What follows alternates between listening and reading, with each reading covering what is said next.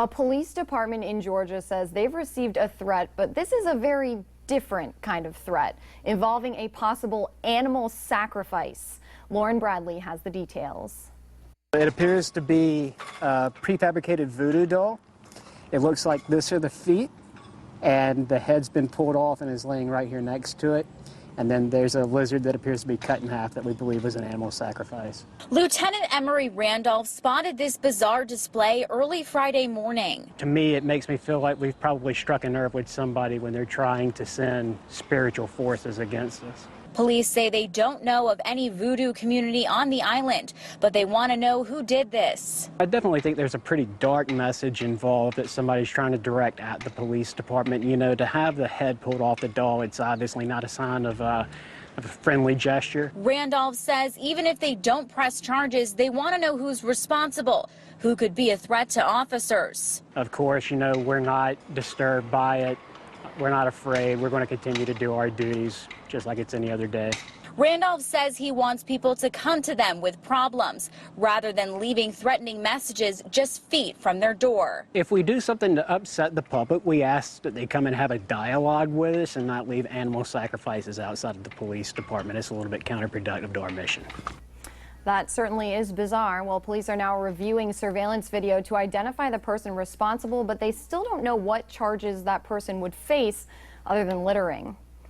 And an Oklahoma woman was shot 50 times and lived to tell the story. She says a car pulled up behind her and someone opened fire. Her son, driving in front of her, sped back to help, but it wasn't over yet. The woman says the shooter realized once they were still alive, they came back. They realized that we were still alive, and they shot again. The woman, who didn't want to be identified, had 7 of those bullets lodged inside her body. Police counted 54 gun casings at the scene and think she and her son were not the intended target. It sounds like a scene out of a movie. 2 stranded mariners rescued from a deserted island after a U.S. Navy aircraft spotted SOS etched in the sand. The survivors stuck for 8 days on a beach in Micronesia, that's in the western Pacific Ocean. The Coast Guard received a report about a vessel and 2 people missing since August 19th. The crew searched more than 16,000 miles before the castaways were spotted. And in the aftermath of the floods in Louisiana, not only have people been displaced, but pets too. Some of the animals found in areas where people were pushed out by the flood.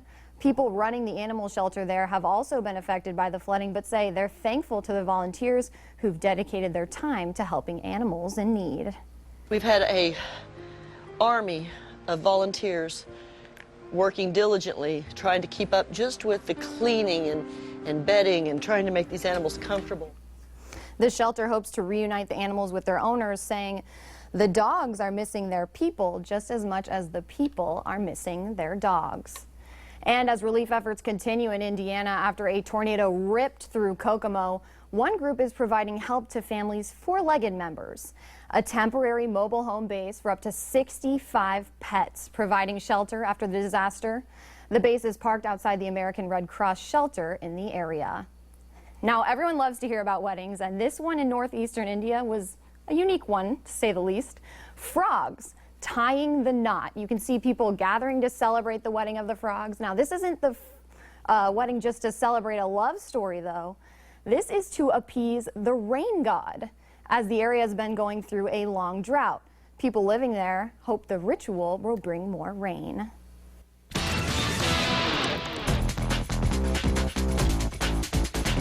Your Saturday starting out with sunshine across southwest Florida, showing you Zoom 10 sky cam from earlier today out of La Playa Beach. This is out there in Naples. You could see abundant cloud cover filling in into the afternoon hours and the showers rolling in. They came in from east to west today, and we expect that pattern to continue tomorrow as Invest 99 gets a little bit closer. There's how it all looked on Storm Shield Doppler radar today. There it is, that easterly flow sending those showers and numerous showers coming in from today, and it looks like we are going to see, once again, as we stay in a moisture-rich environment, rain chances will be part of the story heading into not only Sunday, but also the start of your work week. So make sure you got the rain gear on hand. I think you'll need it, especially as we get into the next couple of days and we watch this tropical system get a little bit closer. Still doesn't have a name, still Invest 99. That means the National Hurricane Center is still investigating this as a possible tropical depression. Right now, winds at about 30 miles per hour, so it's moving. Right now, it's just north of Cuba. Very disorganized. Hard to find a center of circulation at this time, but a National Hurricane Center looking just a little bit better at this point. Not a lot of change from this point yesterday. Of course, it's been battling with the mountainous terrain of Cuba and the wind shear and the dry air in its path. It looks like as we work towards maybe Monday, it'll start to be in a more favorable environment once it makes its way towards the Gulf of Mexico. Regardless if this does develop, so you can see the path of this all over the map as models really struggling to pinpoint exactly where this thing would go. Part of it is just that it hasn't developed yet. Right now, winds are about 30 miles per hour. It's moving pretty slowly out there, just under 10 miles per hour. Regardless if this thing develops or not, it does look like we are going to see some impacts, but it's only going to be in the form of rain. So nothing that it's too out of the ordinary for this time of the year.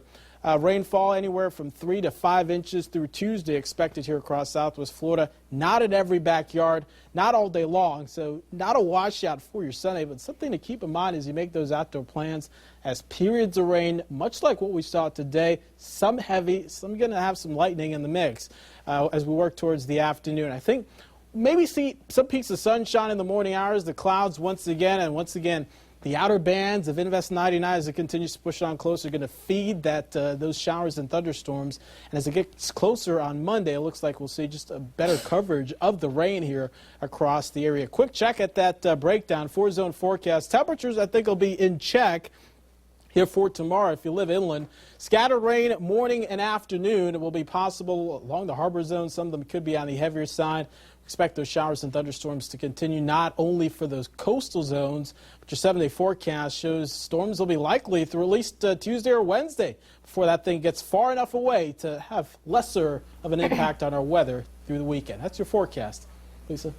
All right, thank you, Tony. Now, still to come on Fox 4 News at 10, a new app that works for you and for law enforcement. But first, hot for teacher. Do looks really matter when it comes to getting an A? We're cracking the books open to let you know. That's next on Fox 4 News at 10.